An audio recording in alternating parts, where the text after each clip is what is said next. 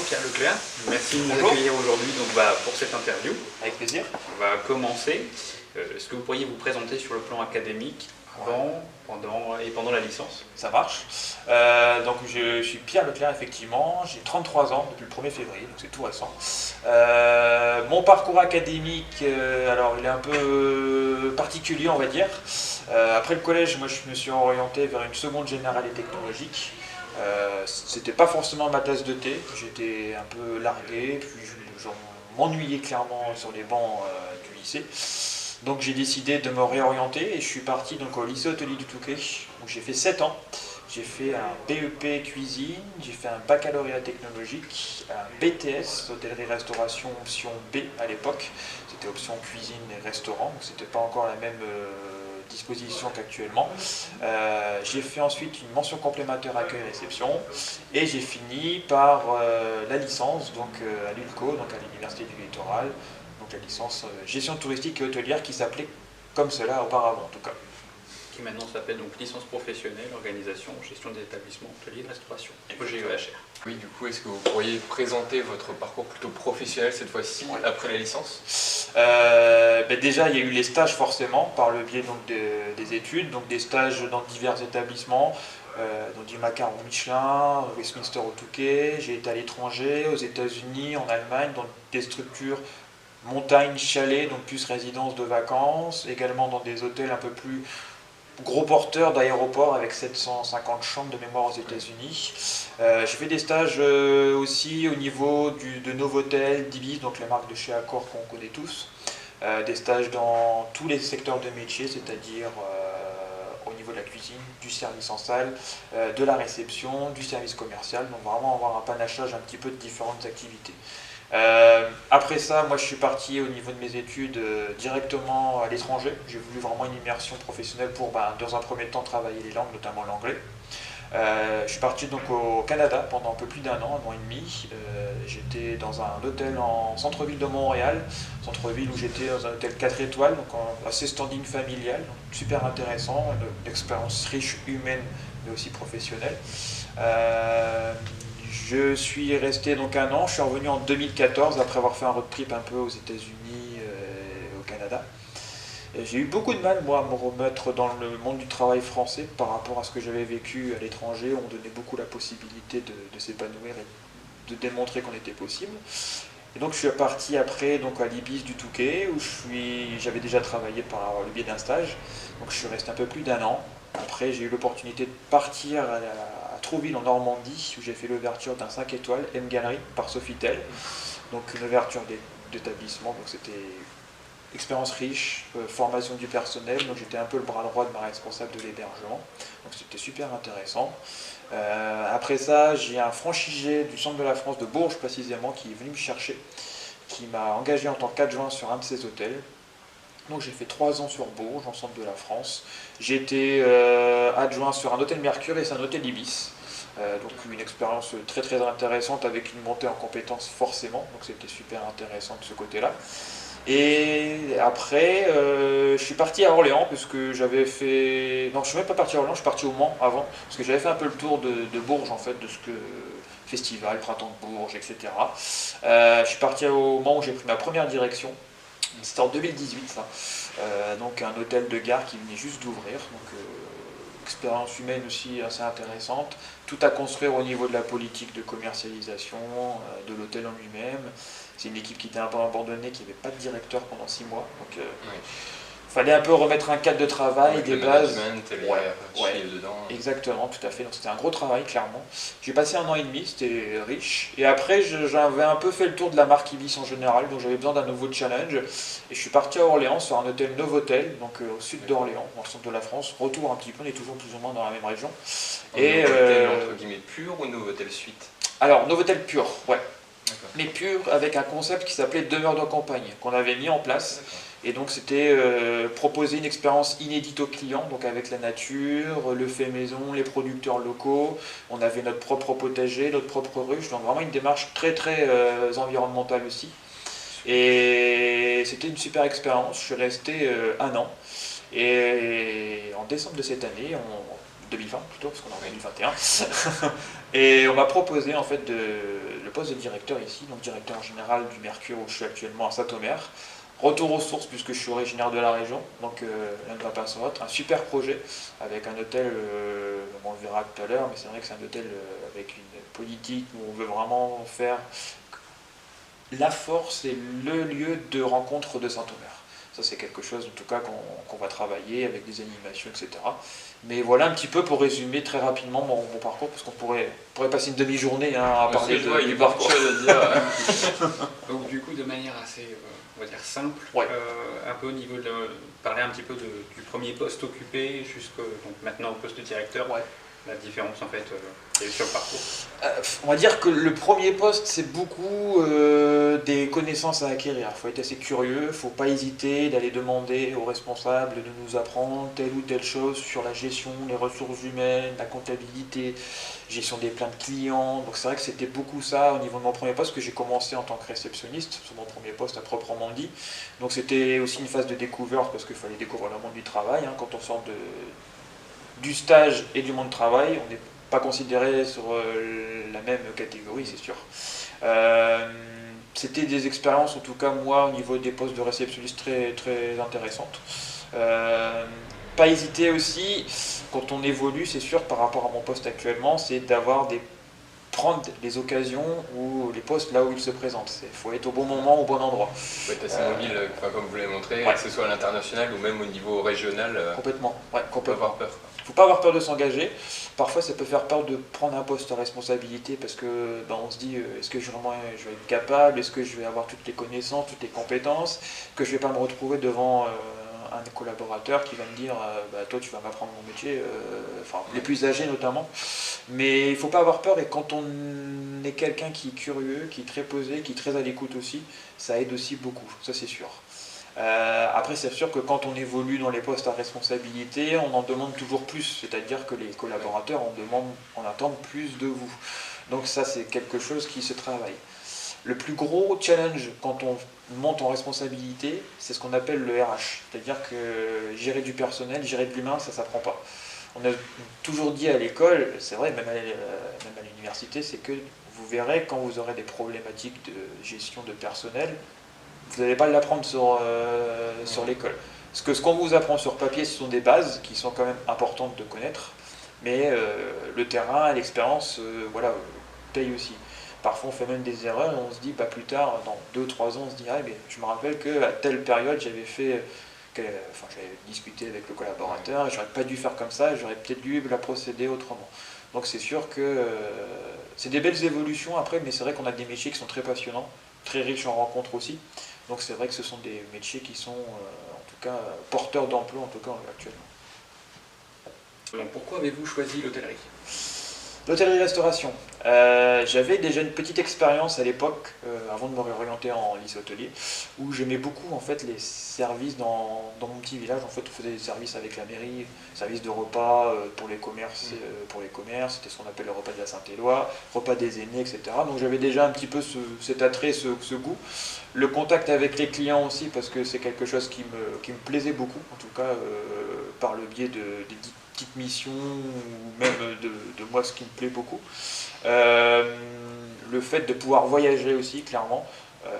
J'adorais la culture nord-américaine, culture aussi anglophone, donc c'est vrai que la possibilité d'avoir un métier où on peut parler avec des étrangers, parler les langues vivantes, ça c'est quelque chose qui me plaisait beaucoup. Et ce qu'on peut dire aussi, c'est que le fait de voyager, ce sont des métiers qui permettent aussi, quand on est mobile, de partir un peu partout. Et l'hôtellerie, en fait, c'était une vocation pour moi. Et à l'époque, quand je me suis lancé au lycée hôtelier Touquet, mon rêve, c'était de devenir meilleur ouvrier de France. J'en suis très vite revenu, on va dire. C'est toujours possible en soi. Oui, c'est toujours possible, même à 33 ans, c'est sûr. Mais on va dire que j'ai eu une expérience dans un hôtel étoilé qui m'a un peu dégoûté du métier de cuisinier. Et j'ai rencontré un chef de cuisine, d'ailleurs dans le Novotel du Touquet, qui à l'époque m'avait dit, il me fait gamin, si tu veux voyager, tu fais cuistot. Si tu veux par contre monter dans les postes de direction, tu fais de la réception. Poste de direction, management, etc. Donc il m'avait toujours dit ça, et au début, quand on me dit ça, On a 24 ans, on dit ouais c'est ça, raconte ce que tu veux, cours toujours. Et au final, c'est s'est avéré que plus l'expérience allait et plus les postes avançaient, c'est vrai que c'est ce qu'on constate effectivement, ouais, tout à fait.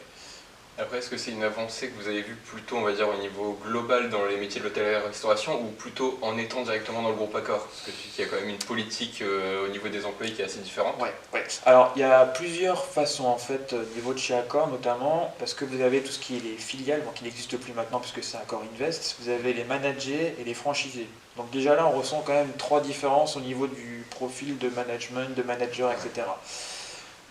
Chaque profil, on va dire, de chez Accor, ça peut permettre de s'épanouir complètement. Après, si on veut évoluer dans des métiers de luxe, c'est-à-dire 5 étoiles, l'évolution est plus ou moins rapide en fonction aussi de nos compétences. On va dire que c'est plus compliqué d'évoluer sur un 5 étoiles que sur un hôtel 3 étoiles type Ibis ou milieu de gamme type Novotel Mercure.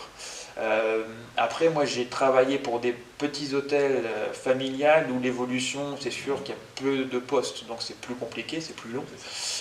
Accor, c'est cette possibilité où on est mobile, et bien forcément on évolue beaucoup plus rapidement, ça c'est sûr. Ce que vous avez montré justement avec votre parcours. Ouais, voilà. Et en général, ce qui se passe, c'est que chez Accor, c'est très petit. C'est-à-dire qu'on entend beaucoup parler de vous si vous voulez évoluer dans tel ou tel poste, effectivement. Et les franchisés, notamment, ça parle beaucoup entre eux, ce qui est normal d'ailleurs. Mais c'est ça la force aussi de chez Accor, c'est qu'on vous laisse beaucoup la possibilité de faire. Du coup, en tant que recruteur, Ouais. l'importance d'avoir donc la licence et pas s'arrêter en BTS, on va faire un peu appel à votre action de directeur. Alors je dirais qu'effectivement, si j'ai 2 profils sur un poste on va dire de responsable type chef de réception ou adjoint de direction, le fait d'avoir quelqu'un qui a un profil avec une licence, donc Bac+3, effectivement sera plus valorisé son CV que quelqu'un qui s'est arrêté au BTS. Ça ne veut pas dire que la personne qui s'est arrêtée au BTS est moins compétente que celle qui a un Bac+3, mais c'est sûr que c'est un plus, notamment au niveau du profil en lui-même.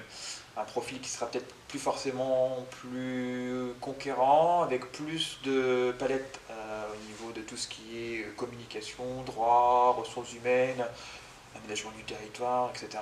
Donc c'est vrai que c'est des profils que nous, en tout cas, quand on recherche, quand on recrute des responsables ou chefs de service, c'est des profils qu'on distancie clairement au niveau de notre pile de CV, ça c'est sûr. Moi, pour ma petite expérience personnelle, quand je postule à des postes de responsable, le fait d'avoir un Bac+3, on est tout de suite plus valorisé par rapport aux recruteurs. Il nous dit, ah, vous avez fait un Bac+3, ah, c'est bien. Il fait, mais vous n'êtes pas arrêté en BTS comme beaucoup de monde. Je dis, bah non, effectivement. Donc ça, c'est quelque chose qu'on valorise après, par tous ces acquis aussi qu'on peut avoir. Mais après, c'est sûr que si on peut continuer même encore au-delà de la licence, c'est peut-être aussi un plus pour tout ce qui est une spécialisation dans un domaine en particulier. Je pense par exemple à un master ressources humaines, un master plus ou moins marketing pour tout ce qui est commercial, communication. C'est des profils qui sont assez recherchés dans les groupes hôteliers en tout cas actuellement. Et c'est vrai que tout ce qui est profil BTS n'ont pas cette plus-value de spécialisation dans un domaine en particulier. Donc c'est sûr que en termes de recruteurs, effectivement, on est très vigilant aussi par rapport à ça. L'intérêt du coup c'est d'avoir un peu plus d'armes et aussi un peu plus repéré sur une pile de CV. Exactement.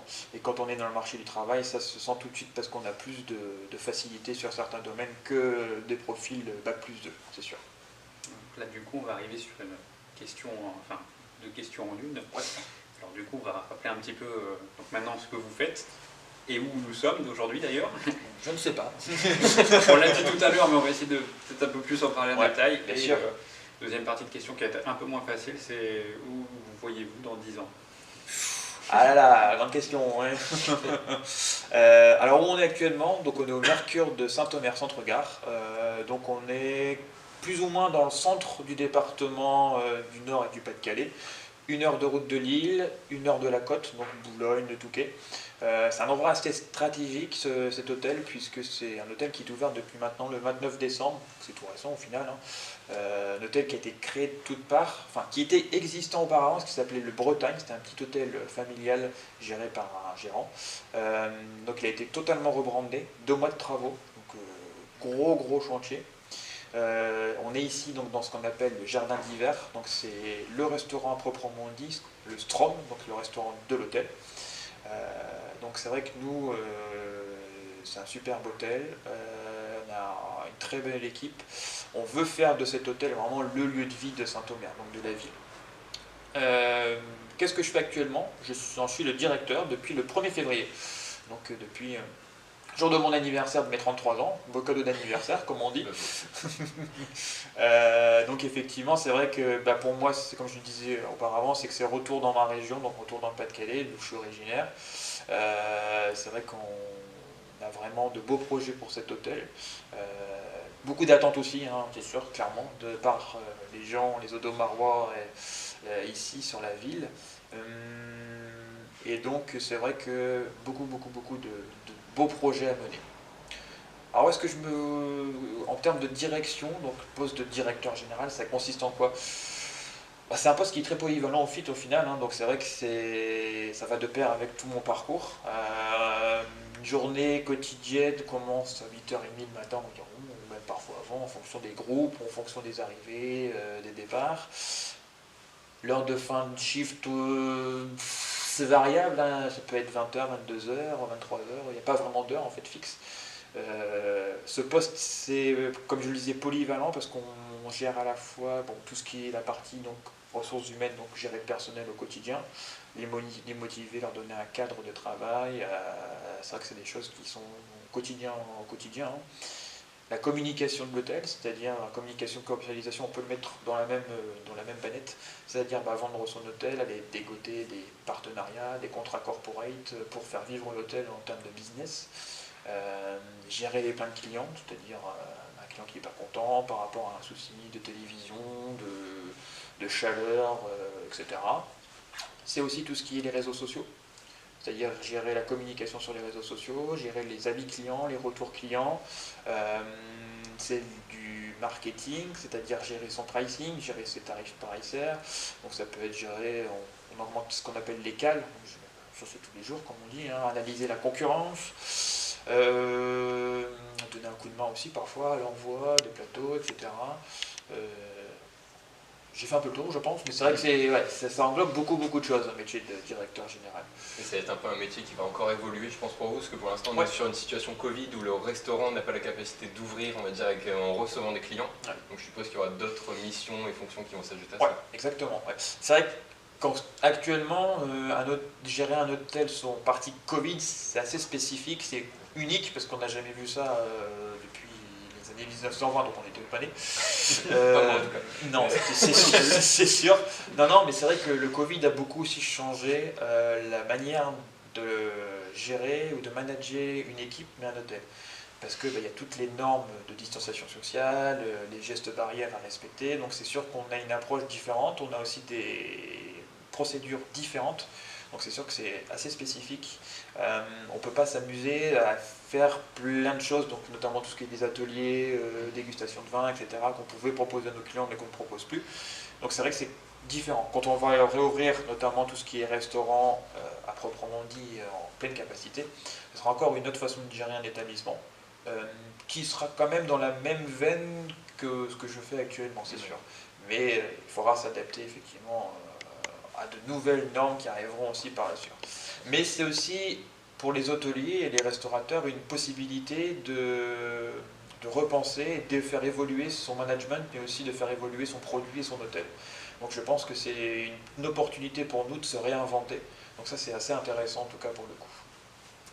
Donc dans 10 ans, on se voit toujours ici directeur ou alors ailleurs? Alors, un autre poste? Toujours dans le Nord-Pas-de-Calais, toujours dans notre France en tout cas, ça c'est sûr, parce que si je suis revenu après une dizaine d'années en parcourant toutes les routes et toutes les villes de France, c'est sûr que le but c'est de rester dans la région. Dans 10 ans ici, je dirais oui, pourquoi pas, complètement. C'est pas une idée qui m'est comment dire, mis en barrière, comme on dit. Non, mais je pense qu'il y a beaucoup de choses à faire et le but ici c'est de m'installer sur le long terme, en tout cas. Et puis dans 5-10 ans, si une opportunité se présente ailleurs, dans la région, pour les mêmes gérants, pourquoi pas. Hein. Toutes les pistes sont bonnes à prendre. Puis quand on est sur Saint-Omer, ce qui est bien, c'est que c'est accessible pour aller sur la côte ou même pour aller sur l'île, c'est assez facile d'accès. Donc quand on est installé par ici, on peut se permettre d'aller bouger un tout petit peu aussi quand même. Mais pas de barrière, c'est ça qu'il faut se dire. Alors, on va arriver à d'autres questions, donc un peu plus personnelles. Ouais. Quelles sont vos principales satisfactions, réussites? Ouais. Dans la vie professionnelle ou personnelle? Professionnelles, on va dire. Professionnelle, ok. Professionnelle, satisfaction, c'est dans un premier temps d'être directeur. Parce que moi je suis sorti de la licence en 2012, donc quasiment on va dire, 8 ans, ça fait 9 ans, ça fera au mois de septembre. Donc c'est d'avoir un poste de manager, donc ça c'est une satisfaction clairement personnelle. L'évolution aussi de mon parcours que j'ai construit au fur et à mesure, donc c'est vrai que ça m'a permis de connaître mes faiblesses, mes forces, mais aussi de savoir quel type de manager j'étais, avec le retour de mes équipes sur les différents postes. Donc ça c'est une satisfaction en tout cas professionnelle, sur le plan perso aussi, parce que l'un ne va pas sans l'autre, clairement, ça faut se le dire. Aussi une petite question entre deux, parce que Ouais. vous parliez justement que vous êtes arrivé, on va dire, au bout de votre parcours. Est-ce que c'était un parcours de base que vous aviez prévu en sortant de la licence, c'est-à-dire de voyager, de faire ces différents postes, Ouais. ou c'était plutôt au venant des opportunités que vous avez évolué comme ça? C'était pas spécialement prévu. Alors ce qui était prévu c'est le départ à l'étranger, effectivement. Je pense que j'y serais peut-être même encore si j'avais pas eu une fermeture d'hôtel à l'époque quand j'étais à l'étranger. Mais le but c'était vraiment effectivement de m'installer à l'étranger, revenir en France par la suite, oui, ou si une opportunité se présentait, pourquoi pas. Mais effectivement, après mon premier poste que j'ai eu, c'était assez construit parce que je voulais voir un petit peu toutes les marques qu'on proposait chez Accor ou même ailleurs. Et je voulais vraiment avoir aussi toutes ces palettes réception, commercial, cuisinier, serveur, parce que je pense qu'à l'époque, ce que je pensais, c'est que c'était très important de savoir parler de tous les métiers en tant que directeur, de se mettre à la place de ses collaborateurs. C'est-à-dire que pour bien diriger, il fallait déjà être un bon exécutant, entre guillemets. Exactement, c'est ça. Être un bon exécutant et ensuite monter en compétences et prendre des postes à responsabilité. Ouais.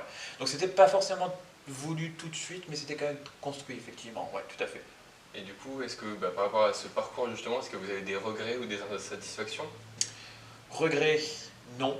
Regret, pas forcément. Peut-être quand même, effectivement, de ne pas être resté plus à l'étranger. Parce que j'avais obtenu un nouveau visa et j'aurais pu rester 2 ans de plus à l'époque au Canada, mais mon hôtel a fermé, mes gérants ont fermé l'hôtel. Donc malheureusement, j'ai dû revenir un petit peu en France, c'était compliqué. Ouais. Période hivernale en plus, donc pas forcément de travail à dispo. On va dire que c'est ça peut-être mon petit regret, effectivement, mais après, non, j'ai pas de regret à proprement dit sur mon parcours, en tout cas. Alors, du coup, pour terminer cette première interview, un petit conseil, un mot pour les étudiants de cette année et les futurs étudiants à venir? Alors, pour les petits conseils que je dirais, c'est effectivement donc d'être curieux. C'est une licence qui apporte beaucoup sur soi-même, sur ses connaissances. Tout ce qui est projet tutoré, mémoire de stage, permettent aussi d'avoir un travail sur soi-même, donc de toutes les compétences qu'on a pu acquérir, de les retranscrire. Donc pour moi, c'est une licence qui est complète, donc clairement, c'est un plus pour vous, pour votre parcours scolaire. Et c'est un passeport aussi pour votre suite professionnelle, en tout cas pour votre CV, et à valoriser quand vous passerez les entretiens. Merci du coup de cet accueil pour aujourd'hui. Avec plaisir.